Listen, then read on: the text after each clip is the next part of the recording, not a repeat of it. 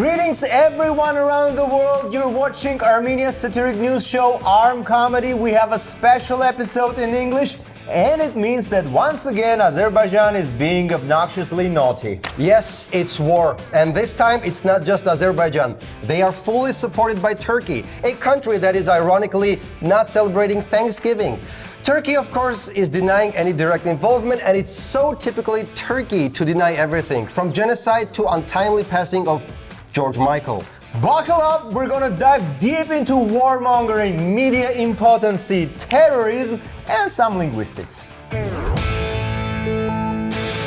So, on Sunday morning, when we had the luxury of enjoying a weekend glued to Facebook and Twitter, we find out that Artsakh, also known as Nagorno Karabakh, is being attacked by Azerbaijan. Naturally, everyone is glued to Facebook and Twitter.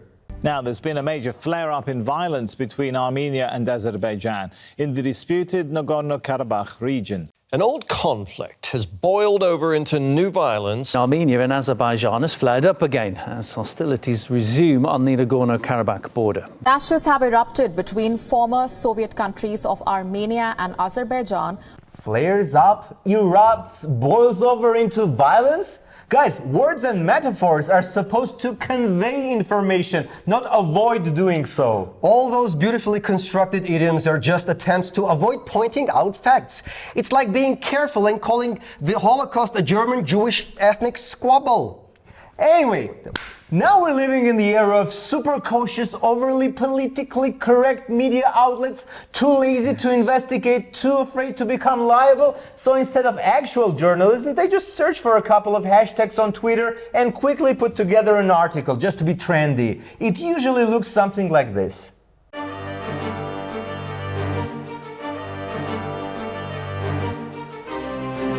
Fighting erupts between Armenia and Azerbaijan, just like fighting erupted between Poland and Germany in 1939. Just a weird, unprovoked self-eruption. And it's not even the lamest news sites that your uncle reads. It's the cream of journalism using this nonsensical word, erupt. It's the Associated Press, New York Times, Time, many others with or without the word time in the name. Yet fighting doesn't magically erupt. Volcanoes and horny teenagers do. And even then, it's not magic. So as one country was sleeping and the other one started shelling its cities, fighting erupted. One country did manage to sneak in a journalist, and that country was Turkey.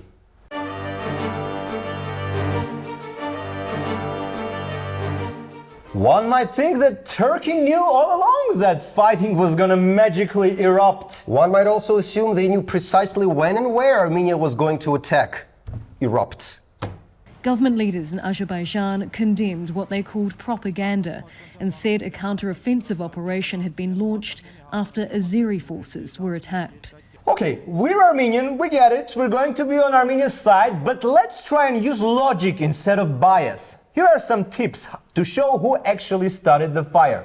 If your civilian vicinities are shelled and civilians are killed within hours, it might be a good sign that you're the attackee and not the attacker. If military drones fly and eventually get shot above your peaceful city, that could be one of those signs that you're not attacking but being attacked. If your YouTube recommendation section offers you to watch Justin Bieber videos, that's also a form of a terrible, horrible attack. Different. And because Azerbaijani regime is all about the truth and spreading the truth about their just cause, they shut down all the social media on their territory. Well, sometimes there's too much truth and people just can't handle it. Let's keep rolling. A few days before the attack, Azerbaijan confiscated pickup trucks from civilians. The vehicles were claimed for military needs in case, maybe 2 days later Armenia decides to do a surprise attack that Azerbaijan doesn't expect in exactly 2 days. And for some weird reason, Armenia decided not to disappoint. Also, fortunately for Azerbaijan, at the moment of Armenia's sudden, highly unexpected aggression, the Azeri front line was filled with Turkish journalists. Also, one of those lucky coincidences that only Azerbaijan is blessed with. However, not all journalists got lucky. To be more precise, all non-Turkish journalists were unlucky. Azerbaijan is now refusing entry for all foreign journalists. Only loyal domestic and Turkish media are being allowed to cover the conflict. Armenia, meanwhile, is not only allowing access to journalists, but actively inviting them to go and see what is going on. So much for Azeri eagerness to share the truth. One more. First videos emerging right after the eruption of the conflict. Azeris show attack on Armenian defense equipment.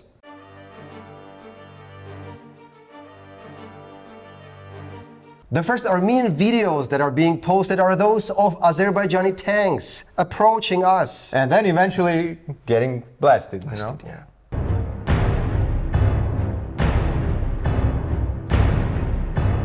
So they produce attacking videos while all they have is defensive videos. You know, I'm still having a hard time putting these two together. just give it your best shot. As we talk, the international community strongly condemns violence and calls for both sides to stop. The US State Department urges both sides to cease hostilities immediately. Russia called on the sides to immediately halt fire. OSCE Minsk Group appealed to the sides to cease hostilities immediately. McDonald's urged both sides to drop everything and check out their new crispy cheeseburger. When a home intruder and a homeowner fight, do you call on both sides to stop? Really? Haven't we realized by now that avoiding generalizing and both siding everything hasn't brought this conflict any closer to conclusion? In fact, decades of impunity for terrorism support, genocide, invasions, and even beating up people in Washington, D.C. have encouraged another country to be a puppeteer in this conflict. I'm talking, of course, about Turkey, Santa's least favorite country, according to a 2018 naughty study. Turkey is sending Syrian rebel fighters to support Azerbaijan in its escalating conflict with neighboring Armenia. Two Syrian rebels have said, as Ankara pledges to step up backing for its majority Muslim ally. So it's not even a proxy war where Turkey attacks Armenia through Azerbaijan. It's a proxy war where expensive Syrian mercenaries and terrorists are transported via Turkey to Azerbaijan to attack Artsakh. As if the empire hired expensive Mandalorians to fight against the rebellion. Well, I'm sorry, I'm afraid I have to make a retraction. There are no Syrian mercenaries? What are you talking about? No, don't be ridiculous. Of course they are. I mean, they're not all that expensive. The Reuters' brilliant journalistic piece confirms this. Both men said they had been told by their Syrian brigade commanders they would earn around $1,500 a month, a large wage for Syria where the economy and currency have collapsed. Okay guys, Syrian mercenaries, come hear us out. We have an offer you can't refuse. Armenian IT community is ready to offer you free coding classes.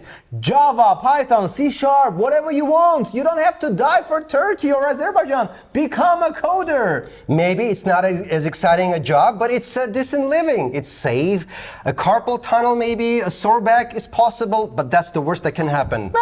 Some obesity, maybe scoliosis, insomnia, but really nice offices with free coffee.